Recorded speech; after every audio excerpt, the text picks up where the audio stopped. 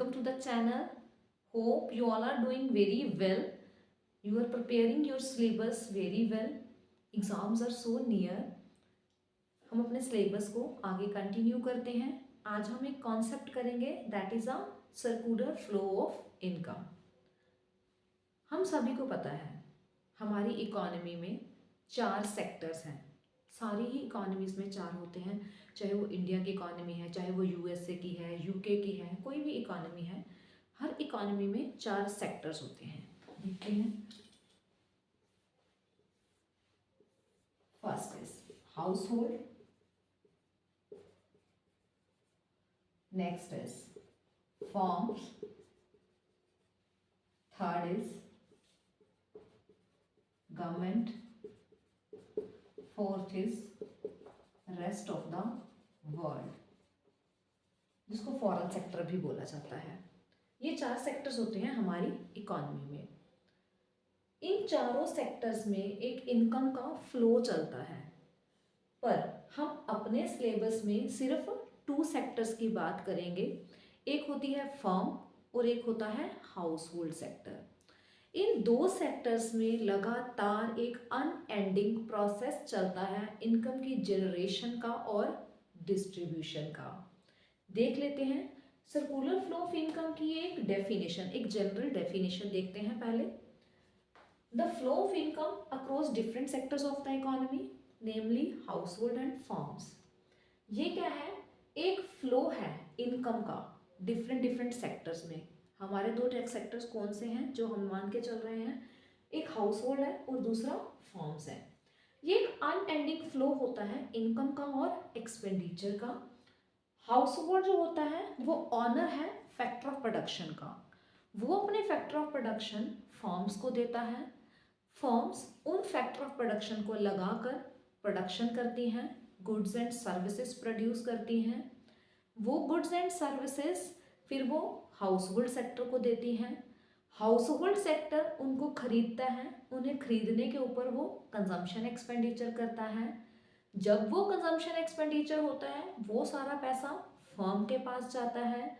Firm उस पैसे से फैक्टर ऑफ प्रोडक्शन को फैक्टर पेमेंट्स करती है. और ये जो प्रोसेस है ये लगातार ऐसे ही हमारी अर्थव्यवस्था में चलता रहता है. अब आपके इसकी जो पर्टिकुलर एक डेफिनेशन है उसको आप स्क्रीनशॉट ले लीजिए, एक बार रीड कर लीजिए, अपने नोट्स प्रिपेयर कीजिए साथ ही साथ. अब ये जो हमारा सर्कुलर फ्लो ऑफ इनकम है हम इसको एक फ्लो चार्ट में भी दिखाते हैं.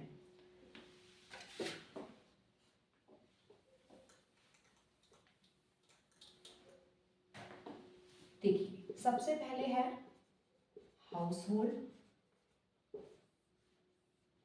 इधर है हमारे पास फर्म. चलिए हाउस होल्ड सेक्टर के पास क्या है देने के लिए? Factor of production.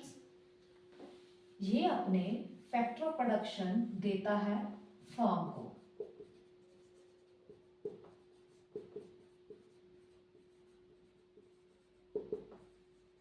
Factor of production कौन कौन से होते हैं? Land, labour, capital, entrepreneur. Firm उन फैक्टर ऑफ प्रोडक्शन को लेकर बनाती है गुड्स एंड सर्विसेज. ये फर्म है, ये हाउस होल्ड सेक्टर है.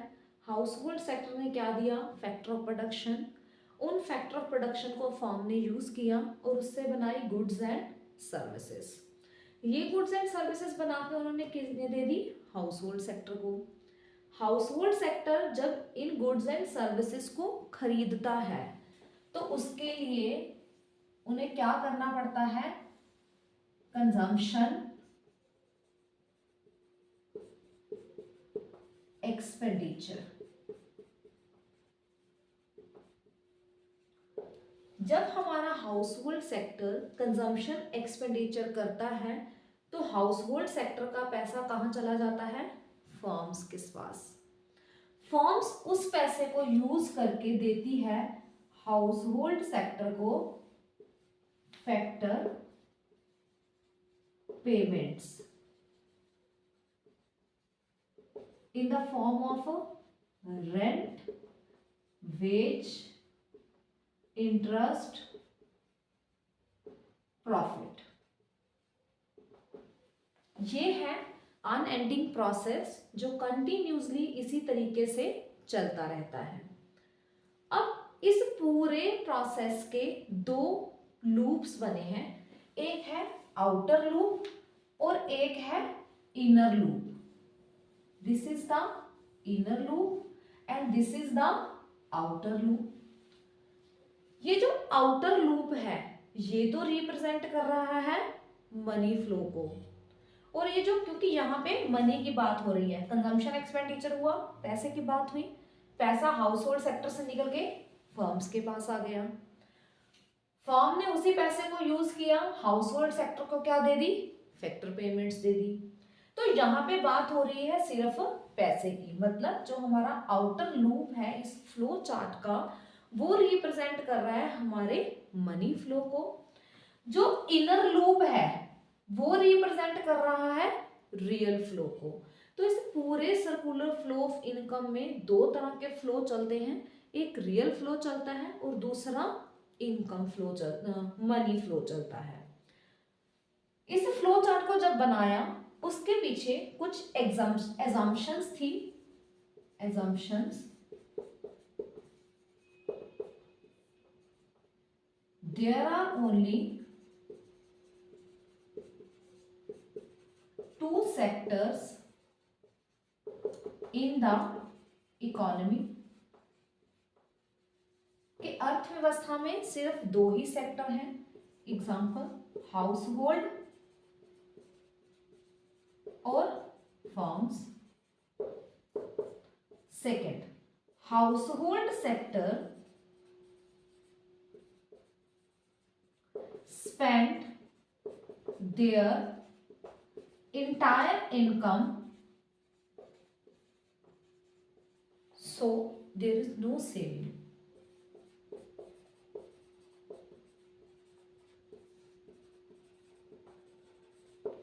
Next, domestic economy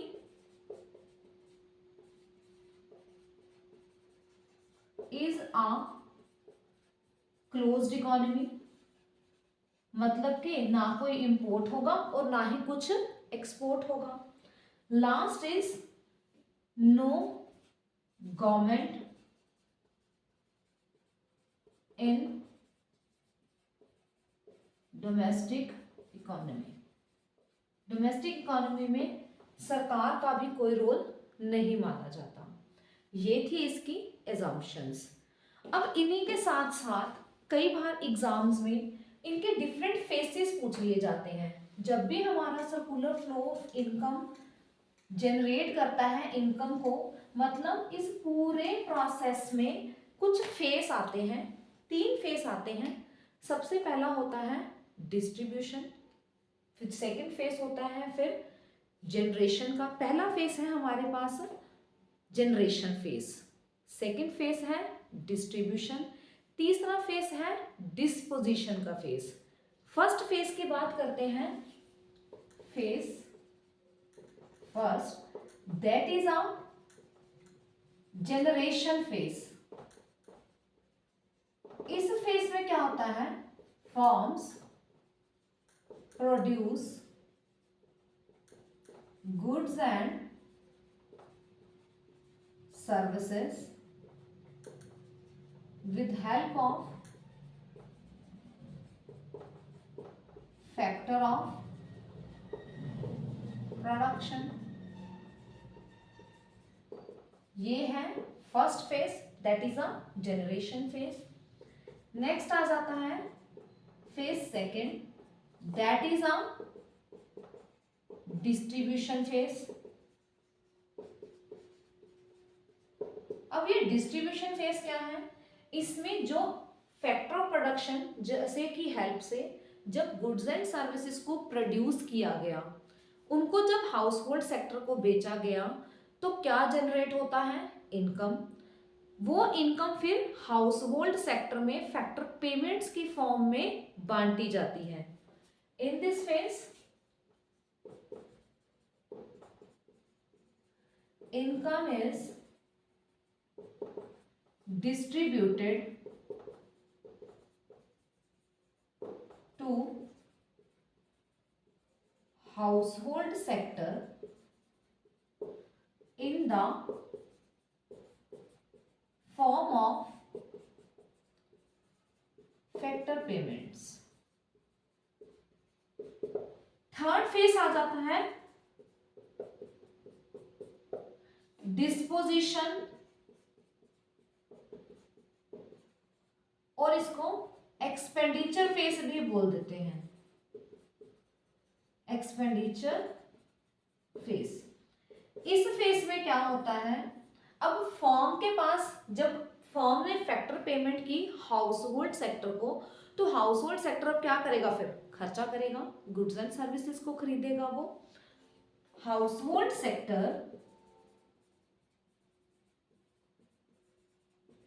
spend their income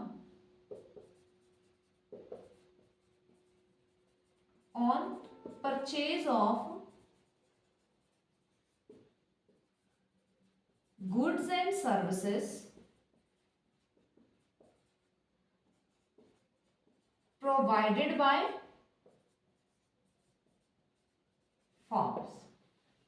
खत्म हो जाता है यहाँ पे हमारा concept circular flow of income. उम्मीद है आपको ये कॉन्सेप्ट अच्छे से समझ आया होगा। एक बार वीडियो को पॉज कीजिए, स्क्रीनशॉट लीजिए, एक बार रिवाइज कीजिए पूरा concept. This is a very important concept. समझ आया, वीडियो पसंद आए हो तो वीडियो को लाइक, शेयर और कमेंट करना बिल्कुल मत भूलिए। प्लीज़ वीडियो को एंड तक देखा कीजिए ताकि आपको कॉन्सेप्ट अच्छे से समझ आ जाए। आपको वीडियोस अच्छी लग रही हैं, मिलते हैं अपने नेक्स्ट वीडियो में अपने अगले कॉन्सेप्ट के साथ। टिल देन अच्छे से पढ़ाई कीजिए, अच्छे से प्रिपेयर कीजिए अपने सब्जेक्ट को। मिलते हैं अपनी नेक्स्ट वीडियो में अगले कॉन्सेप्ट के साथ। Till then bye bye, take care.